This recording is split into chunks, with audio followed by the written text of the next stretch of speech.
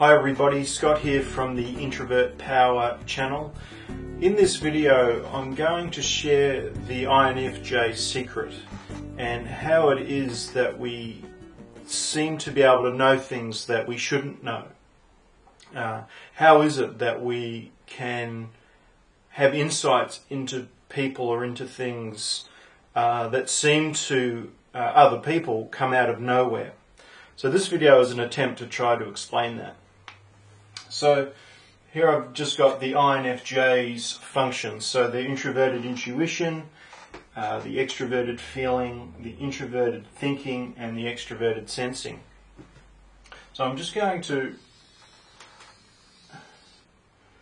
in a sense, just for the sake of trying to illustrate it, is draw a person in the functions. And so, in a sense, the introverted intuition is like a blank canvas. It's like when we meet somebody, just imagine that there's a blank canvas in us. And as we talk to somebody or listen to somebody, we gather information as you do in a conversation.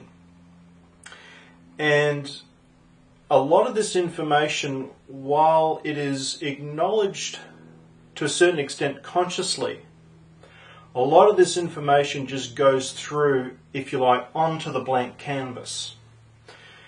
And I think that information, is body language, what somebody is saying, the emotional feeling behind certain words, the little idiosyncrasies, everything you can basically think of, basically can go onto that blank canvas. And so I'm just sort of going to illustrate, there's just information, details, feelings, all sorts of different things just going onto that blank canvas. However, the INFJ, we aren't really conscious of that happening. It's just happening in the background. So it's not like we are holding all of this information consciously in our minds. It just goes onto this canvas, sort of behind our eyes, if you like, and it just collects the information. And somehow, a picture begins to develop, or a sense begins to develop, or a curiosity begins to develop, or something along those lines. And there might be a sense of, as someone's sharing, some of this information might come down, if you like, into the person's, into the INFJ's consciousness, if you like. So they might notice this here and that over there, and this piece over here, and this piece might also come to the person's awareness as well. Let me just choose a different colour. And in a sense, there can be these can all sort of connect together somehow. And there could be any number of different things. And so for the person sharing, in a way, it just depends on who the INFJ is talking to, but generally they're just sharing random bits of information. Sharing something about that over there, and something like this over here. And in a way, I think part of what can happen is, because the INFJ can sort of see connections between ideas, they can come up with other sort of thoughts around what's being shared. And And this begins to develop a picture. And while I think this can be quite complicated in its in the unconscious, it's not until this information sort of drops down into the INFJ's consciousness, or comes up into their consciousness, that there is that knowing or that sense of something about what someone might be sharing. And so in a sense, out of the mouth might come something from here, and which is a unique idea, a unique thought, a unique take on what's being shared. And that could be something like someone is appearing very happy, and they're talking to the INFJ with a happy sort of look and sharing bits and pieces, but the INFJ picks up a sadness and could reflect back to the person, I'm sensing that you're feeling quite sad, which could be helpful to that person that's sharing, to be able to go to, am I sad? Yes, I am sad. And then be able to talk about that sadness.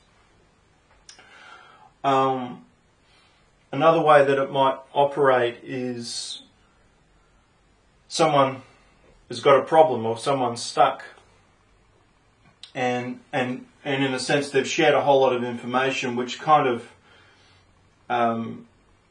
sort of outlines how the person feels stuck, or why they're feeling stuck in something. And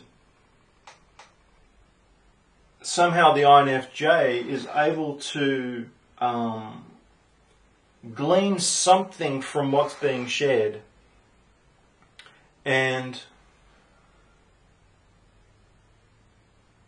provide an angle or a perspective or a thought that somehow challenges that stuckness, or shows the person that they're actually not stuck, that there's a piece of what is happening for them that isn't stuck, and that person might be able to then stand in that place where they're seemingly not stuck, and then look at the stuckness and then tackle the stuckness, because they're no longer in it, they're outside of it looking at it. So those sorts of things. But I think it's important to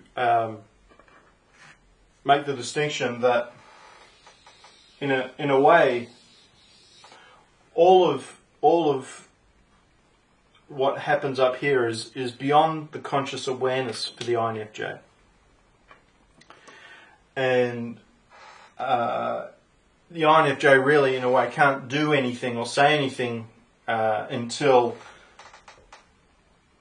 this information does what it needs to do in the background, and then bring something forward that is of benefit or helpful.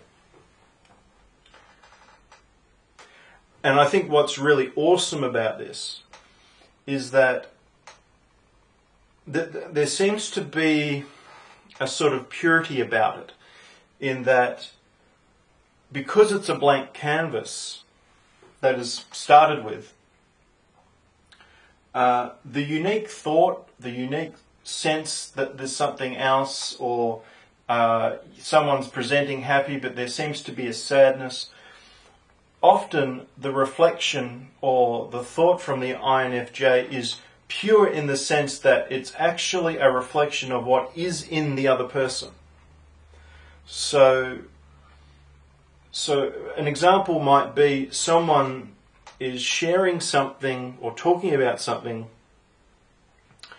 as though they're defeated, as though they're feeling defeated by it.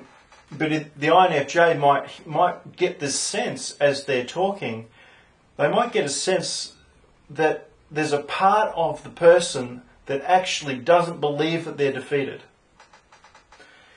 And they might hear it in the voice. There might be just something from up here that says, that comes down to so, and the INFJ gets a sense, actually, you're sharing like you're defeated, or you're feeling defeated by this, but there's a part of you that really doesn't believe that.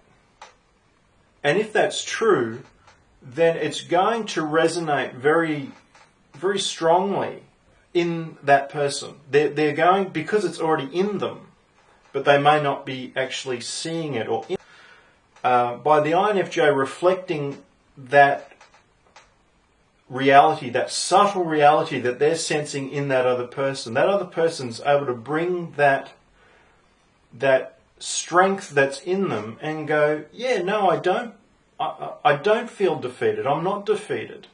And now the person's able to share from that genuine place within them that actually they're not defeated by this situation and that they can overcome it.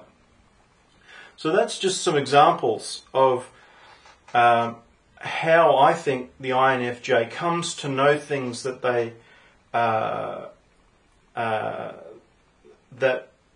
that they shouldn't know, or how do we know this information, and how I think it can be very beneficial to other people. In saying all of that, how this actually does what it does, I think is a bit of a mystery.